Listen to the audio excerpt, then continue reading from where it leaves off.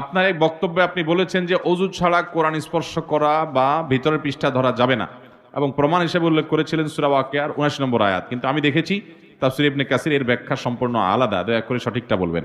যদি আপনি এটা আমার কোনো বক্তব্য শুনে থাকেন তাহলে আমার মনে হয় আপনি ভুল শুনেছেন, অথবা কেউ এটা ভুলভাবে প্রকাশ করছে।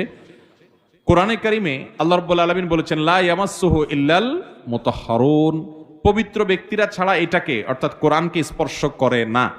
এই আয়াত দ্বারায় অজু করা ছাড়া কোরআন স্পর্শ করা যাবে না, এই আয়াত দ্বারায় আমরা প্রমাণ করার চেষ্টা কোথাও করেছি বলে আমার মনে পড়ে না। কারণ আমি জানি এই আয়াতের সবচেয়ে প্রসিদ্ধ এবং গ্রহণযোগ্য ব্যাখ্যা হলো যে এখানে লোহে মাহফুজের কোরআনের কথা বলা হয়েছে, আর মুতাহহার বলতে পবিত্র বলতে ফেরেশতাদের কথা বলা হয়েছে। অর্থাৎ আল্লাহ বোঝাতে চাচ্ছেন লোহে মাহফুজের যে কোরআন আছে, যেটাকে কিতাব ও মাকনুন বলা হয়েছে আগের আয়াতে, সেই কিতাব পবিত্ররা ছাড়া অর্থাৎ ফেরেশতারা যারা গুনাহমুক্ত তারা ছাড়া কেউ স্পর্শ করতে পারে না। এটা লোহে মাহফুজের কোরআনের কথা বলা হয়েছে। এই আয়াত দিয়ে কোরআন স্পর্শ করার জন্য অজু আবশ্যক সেই মাসআলা এই আয়াত দিয়ে প্রমাণিত হয় না।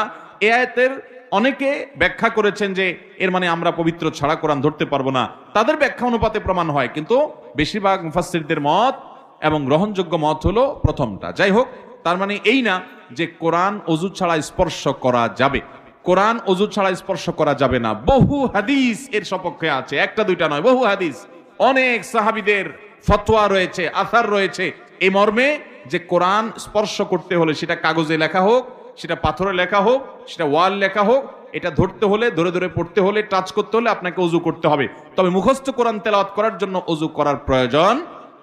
অজুর মাধ্যমে শয়তান থেকে মানুষ মুক্ত হয়। আপনি কোরআন স্টাডি করবেন, তেলাওয়াত করবেন, ধরবেন, ধরে ধরে পড়বেন, তখন শয়তান থেকে পানা চাওয়ার জন্য একদিক থেকে আউযুবিল্লাহ পড়তে হয়, আরেক দিক থেকে অজু করতে হয়। নাহলে কোরআন পড়েই আপনি ভুল ব্যাখ্যা করে গোমরা হতে পারেন।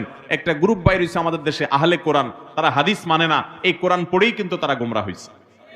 তো কোরআন পড়ে যেন কোরআন থেকে আমি আবার ভুল ভালটা না শিখি, ভ্রান্ত যেন না হই, এই জন্য শুরুতে আউযু বিল্লাহি মিনাশ শাইতানির রাজিম পড়তে হয়। আল্লাহ বলেছেন ইযা ক্রাআতাল কুরআন ফাসতাইজ বিল্লাহি মিনাশ শাইতানির রাজিম, যখন কোরআন পড়বে শয়তান থেকে পানা চেয়ে নিবা, কারণ ও কোরআন থেকেই তোমাকে ভুলটা শিখায়া বুঝায়া বিভ্রান্ত করতে পারে, যেমন আহলে কোরআনীদেরকে করছে, হাদিস স্বীকারকারীদেরকে করছে। এরকম আমাদেরকেও হতে পারে, যেন আউযুবিল্লাহ পড়তে হয়, সেই সাথে ওযুও করতে হয়। হ্যাঁ, মুখস্থ তেলাওয়াত করবেন, ওযু করার প্রয়োজন নাই। এই বিষয়ে যদি বিস্তারিত জানতে চান, মাওলানা এমদাদুল হক নামে একজন আলেম, ডক্টর খন্দকার আব্দুল্লাহ জাহাঙ্গীর রহমাতুল্লাহর বইগুলোর সম্পাদনা যিনি করতেন, এখনো করেন, তিনি একটা বই লিখেছেন কোরআন স্পর্শ করতে ওযুর প্রয়োজন আছে কিনা। এই বইটা কিনে নিতে পারেন, সেখানে বিস্তারিত দলিল প্রমাণ উল্লেখ করা হয়েছে। সেখানে আপনি পাবেন সাহাবা ইকরামের অসংখ্য অসংখ্য আসার, নবী সাল্লাল্লাহু আলাইহি ওয়াসাল্লামের হাদিস আছে যে কোরআন এটা ওযু ছাড়া স্পর্শ করা যাবে না।